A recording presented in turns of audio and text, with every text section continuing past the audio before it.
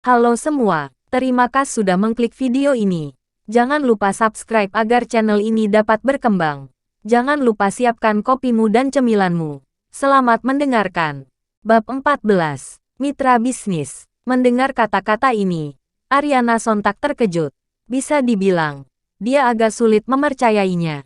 Sebab, yang dikatakan lawan bicaranya itu bukanlah daftar nominasi, melainkan langsung menetapkannya sebagai mitra bisnis keluarga Kaonata. Bahkan, proses penilaian terakhir pun dilewatkan begitu saja. Apa yang terjadi? Apa yang Anda katakan tadi benar? Tanya Ariana mencoba menguji. Memangnya masih bisa dipalsukan? Kalau Anda tidak percaya, datanglah langsung ke perusahaan besok untuk menandatangani kontrak. Baiklah, saya ada urusan lain lagi. Saya akan menutup telepon sekarang. Setelah mengatakan beberapa kalimat sederhana itu, lawan bicaranya langsung mengakhiri panggilan telepon. Saat ini, Ariana merasa kaget, sekaligus bahagia. Dia benar-benar tidak pernah membayangkan bahwa segalanya akan berjalan begitu lancar. Padahal, dia hampir saja dihapus dari daftar nominasi. Namun, dalam sekejap, dia langsung menjadi mitra bisnis keluarga Kaonata. Kebahagiaan ini datang begitu tiba-tiba. Tentu saja, alasan dia berhasil dalam pemilihan ini mungkin karena telepon dari Wandi. Namun, dia tidak pernah membayangkan betapa besarnya pengaruh keluarga Yohan. Hanya sebuah panggilan telepon saja sudah dapat mengubah keputusan keluarga Kaonata. Ini benar-benar sebuah kejutan tak terduga. Bu Ariana, bagaimana hasilnya? Apakah sudah ada keputusan? Tanya Julie dengan hati-hati. Benar, Ariana mengangguk dan tersenyum. Senyumannya ini benar-benar jarang sekali terlihat. Barusan, manajer umum dari grup Kaonata menghubungiku secara pribadi dan mengatakan bahwa kita telah menjadi mitra keluarga Kaonata. Mendengar hal itu, Julie bersorak dengan gembira. Syukurlah, sudah kuduga. Pasti tidak akan ada masalah. Aku sangat berterima kasih atas bantuan Tuan Wandi. Tanpa bantuannya, semuanya nggak mungkin akan berjalan semulus ini, ucap Ariana dengan rasa syukur. Benar sekali, Tuan Wandi benar-benar luar biasa. Hanya dengan beberapa patah kata saja, masalahnya sudah beres. Puji Julie berkali-kali. Oh, nggak masalah, ini semua berkat ayahku, kata Wandi sambil tersenyum. Meskipun kata-katanya terdengar rendah hati, kepuasan di wajahnya tidak bisa disembunyikan. Sebenarnya, dia juga merasa agak aneh. Sejak kapan efisiensi kerja ayahnya secepat itu? Luther, lihat.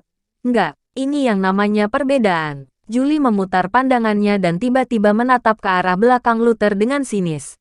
Hanya dengan sekali telepon, Tuan Wandi bisa mendapatkan posisi mitra bisnis dengan mudah. Bagaimana denganmu? Apa yang bisa kamu lakukan? Jangan bilang begitu. Dia juga pandai menumpang makan dan minum. Bukan? Sindir Wandi sambil tersenyum. Selain hidup dengan menyusahkan orang, apalagi yang bisa dia lakukan? Kalau dia punya sedikit saja kemampuan, dia nggak akan berakhir seperti ini. Luther masih tetap diam. Tetapi Julie menjadi makin sombong. Sayangnya, Jalang itu nggak ada di sini. Kalau nggak, aku benar-benar ingin dia melihat betapa nggak bergunanya pria yang dipilihnya. Sudah selesai bicara. Kalau sudah selesai, tolong kalian minggir sedikit. Jangan menghalangiku menonton acara ini, kata Luther dengan tenang. Kenapa? Baru disindir sedikit saja sudah nggak sabaran. Kalau kamu punya setengah saja kemampuan dari Tuan Wandi, apa kamu akan takut diomongi oleh orang lain? Dasar nggak berguna, ejek Julie. Oh, kalau begitu, aku harus menanyakan, memangnya apa kemampuan Wandi ini? Tanya Luther dengan ekspresi yang semakin dingin. Meskipun rendah hati, bukan berarti Luther bisa menerima diperlakukan seenaknya. Orang sesabar apapun pasti punya emosi, apalagi dia. Hanya dengan sekali telepon, Tuan Wandi langsung bisa mendapatkan posisi mitra di keluarga Kaonata. Kalau bukan hebat, lantas apa namanya? Ujar Julie sambil menatap merendahkan Luther. Kenapa kamu bisa yakin itu berkat dia? Apa ada bukti? Luther bertanya balik. Kalau bukan karena Tuan Wandi, lalu siapa? Kamu nggak mengaca dulu, ejek Julie seraya mendengus. Hei, Luther, kalau bukan karena bantuanku, Atas dasar apa kamu mengira keluarga Kaonata bisa tiba-tiba berubah pikiran? Kata Wandi dengan ekspresi sombong.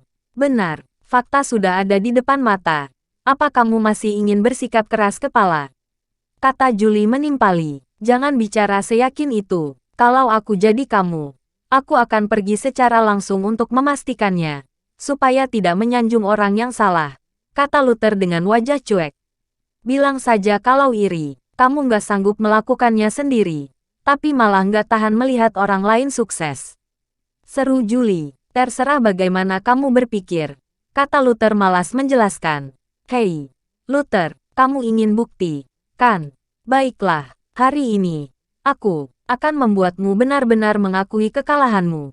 Wandi tersenyum dingin, lalu mengeluarkan ponselnya dan menelepon ayahnya sekali lagi.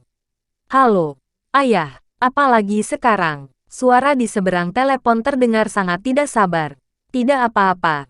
Saya hanya ingin bertanya, bagaimana pembicaraan Anda dengan Tuan Jericho? Pembicaraan apa? Aku sedang rapat. Mana ada waktu untuk membantumu?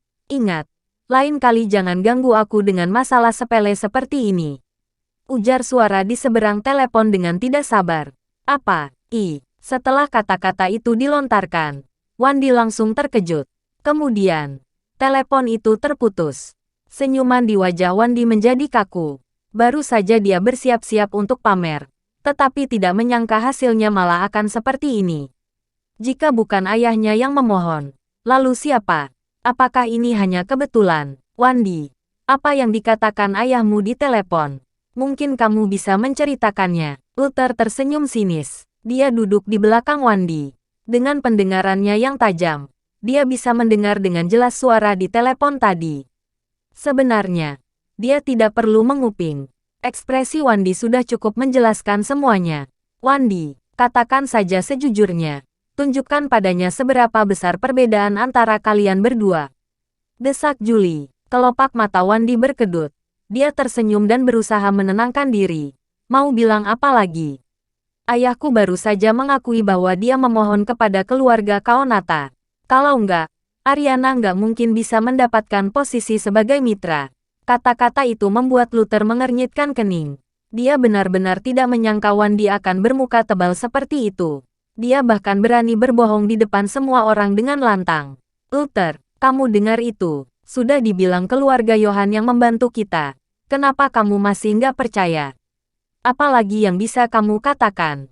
Teriak Julie dengan angkuh. Kalau ku bilang Wandi sedang berbohong, apa kalian akan percaya? Luther tiba-tiba membalas dengan pertanyaan. Luther, sudah cukup. Kali ini, Ariana yang berada di sampingnya tidak bisa lagi menahan diri. Kamu terus saja membuat kekacauan. Apa yang kamu harapkan? Aku tahu kamu iri pada Wandi. Tapi apakah begitu sulit untuk mengakui kehebatannya? Ariana bangkit dan memarahinya dengan tegas. Awalnya, dia tidak ingin mempermasalahkan hal ini. Namun, melihat Luther terus bersikeras dan memfitnah, serta meragukan Wandi, dia tidak bisa lagi menahan diri. Iri, fitnah. Luther terkejut dan agak bingung. Jadi, menurutmu, aku adalah orang yang suka mengadu domba? Lihatlah perilakumu sekarang. Bukankah memang begitu? Bentak Ariana dengan nada tinggi. Satu kalimat tersebut membuat Luther terdiam tanpa kata-kata.